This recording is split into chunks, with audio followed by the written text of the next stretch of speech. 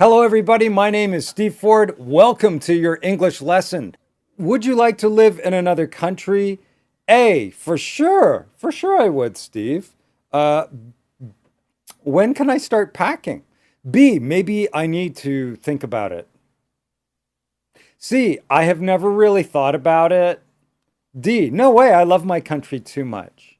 Some of you probably said that maybe you need to think about it, or maybe some of you said, no way, I love my country too much. I know that there are some people that can be a very difficult decision because on the one hand, they would love to live in another country. And then on the other hand, maybe their husband or wife doesn't want to, or because they have children, who have friends or going to school.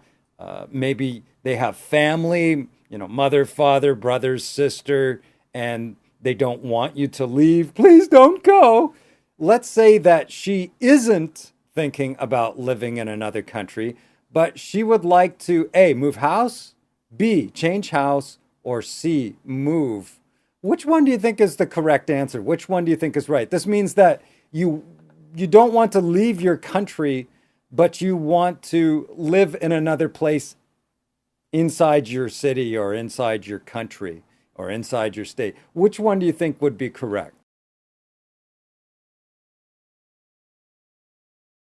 So the correct answer, we have move, would be what we use in North American English. That's standard North American English. That's the way that Americans and Canadians, you might see Americans and Canadians say move house. Not very common. Sounds very strange to us to say move house. Definitely, we would not say change house. A lot of you don't know that small difference that you can say move here or you could say move house in the UK. It's very important for her to feel comfortable where she lives.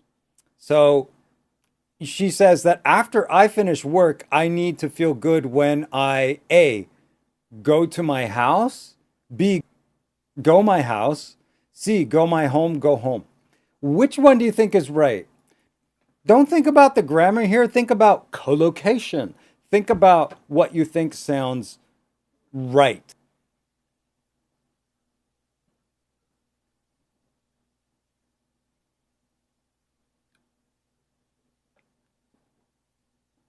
Okay. So if you thought that the answer was letter D, give me a high five. That is correct. So we would say go home. Go home. And I'm going to explain to you what the difference is. Okay, this is very important. So really try to remember this next part that I'm going to tell you. Turn on your biological brain recording machine because this part's really important. House is used to describe the physical structure of where you live. Home also means where you live, but it often has a more emotional meaning. I'm at home. I'm in my house.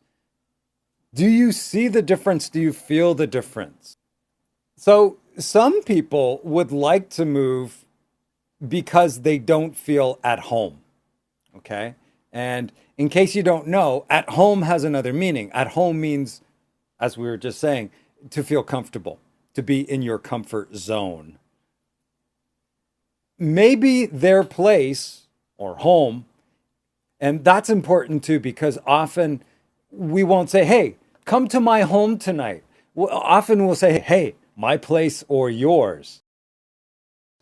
They don't say my home or yours, my house or yours. They say my place or yours.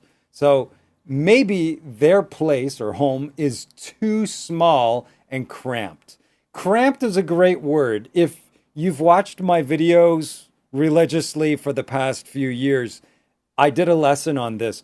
Cramped means that there is not enough space. And I'm sure that they would prefer they would prefer live somewhere spacious. They would prefer living somewhere spacious. In case you don't know, spacious is the opposite of cramped. Spacious means lots of space. So it's the opposite.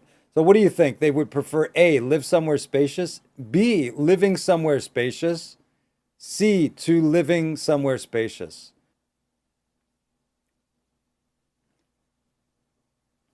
The correct one is, in this case, they would prefer living somewhere spacious. Living somewhere spacious. So you could say it two ways with prefer, folks. You could say they would prefer to live somewhere spacious. That's okay. Or they would prefer living somewhere spacious. That's okay. So if you thought the answer was B, give me a high five. That is correct. I'm sure everyone would prefer living somewhere bright and spotless. When you live somewhere bright, bright means there's a lot of light, a lot of sun, usually because of big windows. So bright and then spotless means very clean. It's a word for clean, organized, spotless. You might not have known that one, but I'm sure that a lot of you would prefer living somewhere bright and spotless. Dark and dingy is the opposite of bright and spotless. So dark is the opposite of bright. Dingy, you might not know this one. So dingy means dirty. It's the opposite of clean, opposite of spotless. So we need an answer here. Bright and spotless rather that, dark and dingy. Bright and spotless rather than dark and dingy. Bright and spotless rather for dark and dingy. That's the whole sentence. I'm sure everyone would prefer living somewhere bright and spotless, and then you need to choose one of these, dark and dingy. And for that, you get a high 10. Oh my Lord, I saw so many correct answers there. Yes, it was rather than letter B. She's saying, I need to make a change in my life. And you can see she's living in a place like this. Okay, it happens. It happens. So she says, I am living in the same place since 2010. I have lived in the same place since 2010. What do you think sounds right? What sounds grammatically correct? I am living in the same place since 2010, or I have lived in the same place since 2010. So if you thought that the answer was letter B, give me a high five. With the left hand, high five. Yes, that is correct. This came up in a lesson with a very advanced student of mine. In fact, a lot of my students who are extremely advanced, they make this mistake, even though they know. And this woman here is saying, I really want to A, renew my apartment, B, renovate my apartment, C, reform my apartment. Which one do you think is correct?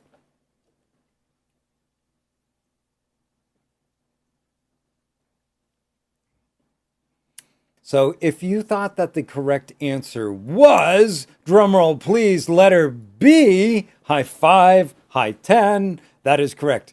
We say renovate. Now, maybe you didn't know this verb from before. This is when you make changes to the place where you live. Maybe you do some construction, reconstruction of your apartment or your house. Maybe you change your room, something like that. Maybe you change the bathroom, the living room, the dining room. That's when we renovate. This is the before picture and this is the after picture. Yes, folks, that is the same apartment after a renovation. She says that her apartment went from dark and dingy to bright and spotless. It's the same apartment. So if you go back to my first question, maybe you don't or you can't move to another country, but you could renovate your apartment or your house. Something to think about. Renovate. And it was successful, as you can see here. It was a successful renovation. So just like we have the verb renovate, the noun is called renovation. Bonus material. Here we have a little bit of bonus material. I need to make a change in my life, she says. but I don't want to move or renovate. I want to travel and shop.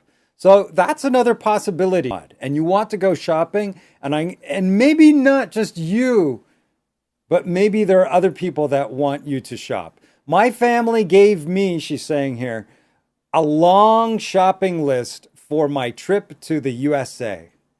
Some places only accept cash, US dollars. So I need to A, change my money, B, renew my money, C, exchange my money. Which one do you think it is? Think about it. You go to the United States and you have some of the money from your country and you need to change the money, renew the money, or exchange the money. What do you think?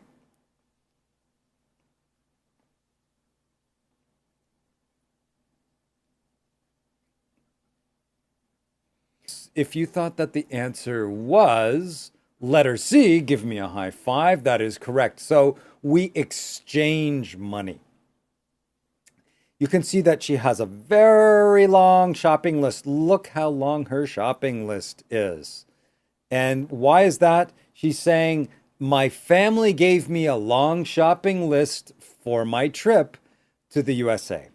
Yeah, can you see how long that shopping list is? So she's got all these things like iPhone for her brother, right? You know, when you go to the USA, if one family member goes, or maybe just a friend, it's, buy a iPhone for my brother, buy a MacBook for my sister, buy another iPhone for my friend at work. You know how it goes. Your friends and family probably want you to buy things for them when you go. And I need to be sure that I buy the right iPhone for my brother when I am in the USA. When I go back home, I won't be able to A, change the phone, B, exchange the phone. What do you think it is?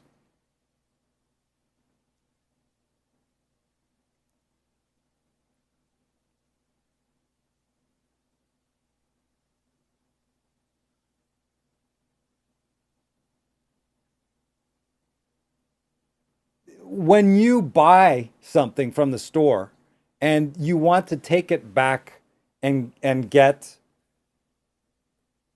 another of the same product. Yeah, we say exchange. You exchange the phone for another one. Unless I go back to the USA in the next 30 days and bring with me the receipt. So be careful there. You need to, when you buy something, they will give you that electronic registration from the machine of what you paid. And that's called the receipt. Be careful not to confuse that with recipe.